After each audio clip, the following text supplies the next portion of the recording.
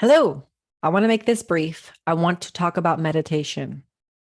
First of all, let me say meditation has been the single-handedly most effective tool and habit that I've discovered in not only my spiritual growth, but my mental health, my emotional healing and health, and then my physical health, as well as my success in business and with helping others.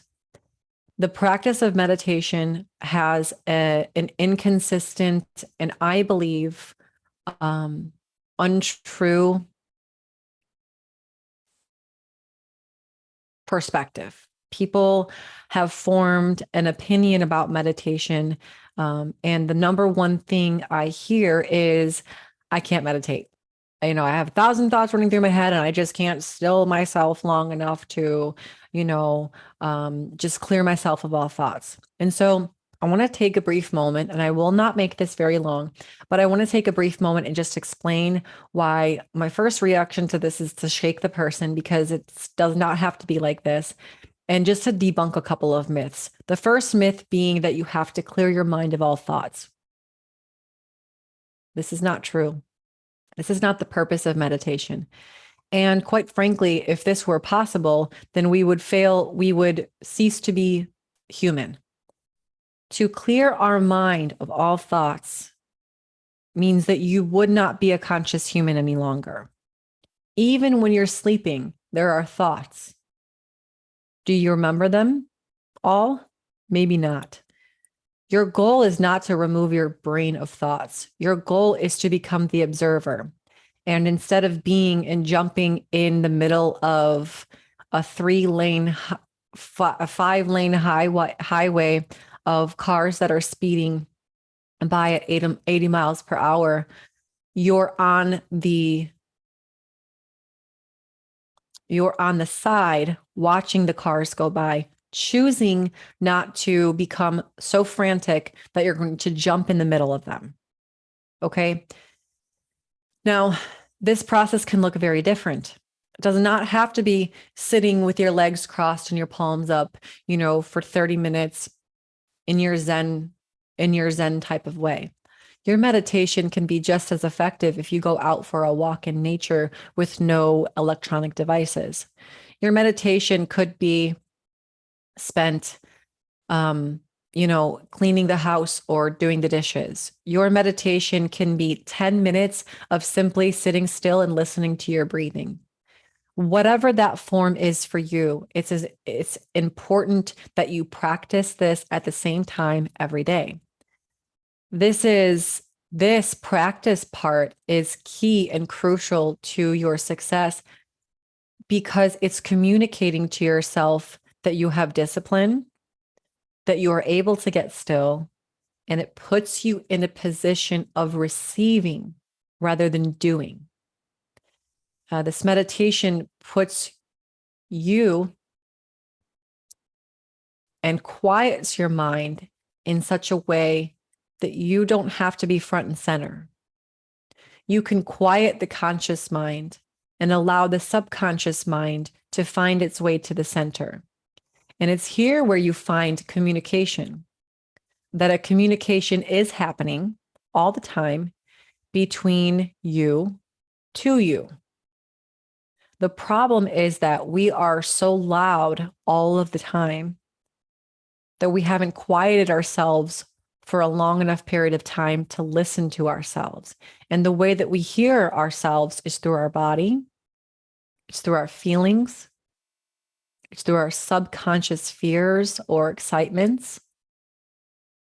And when we fail to come to a place of practicing meditation or prayer, whatever word you want to assign to this habit, then we failed to listen to ourselves. And who was ourself? Well, if we are formed in God's image, then when we can be still with ourselves, we can also hear from God himself.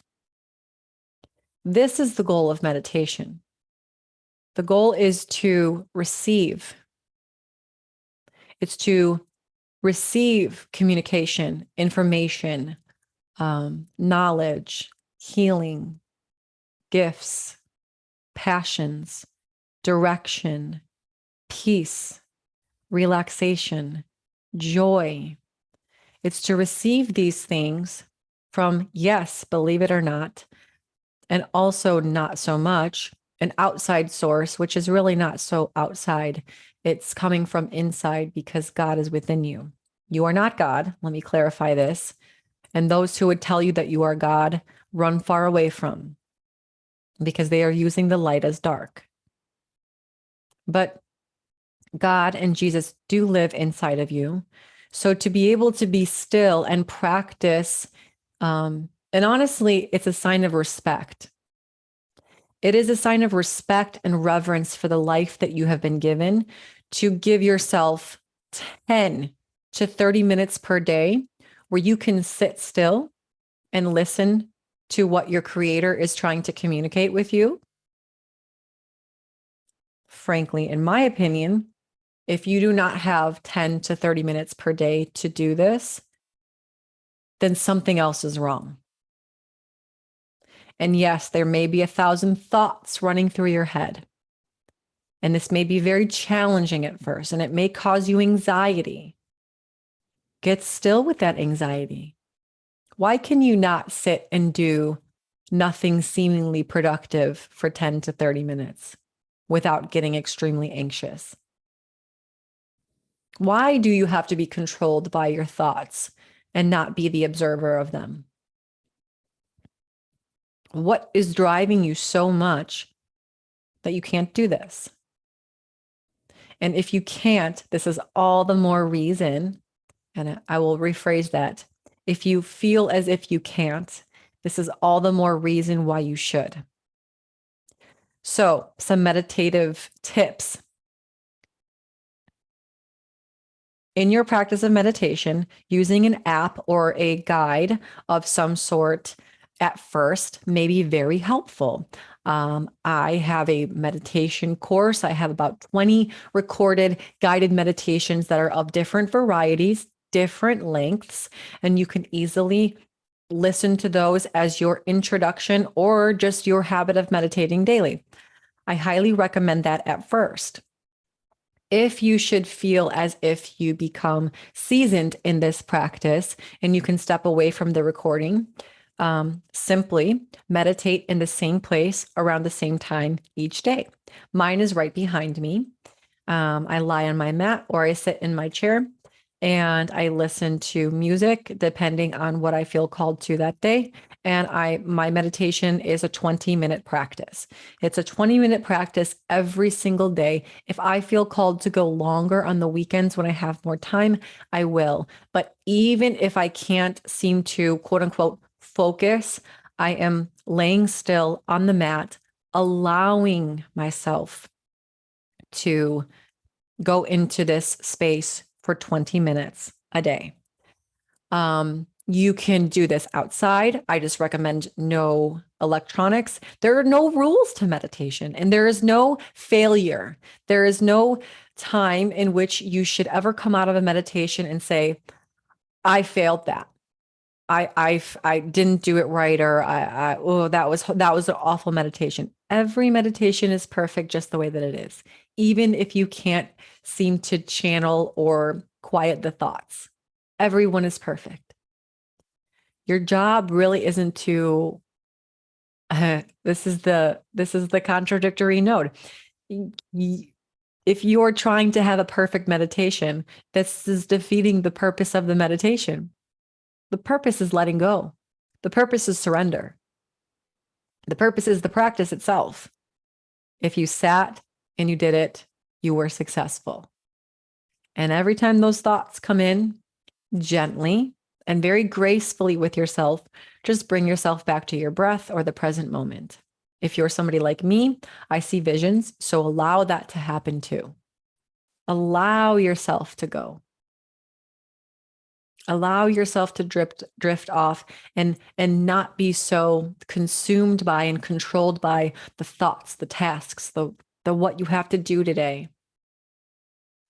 It's bringing it back to the present moment, bringing it back to the present moment. And if you're doing this on a walk, it's being present in that moment on the walk. It's being present, present, presence. Really, if we were to sum it up, meditation is a practice of presence. And stillness, yes, but it's inner stillness.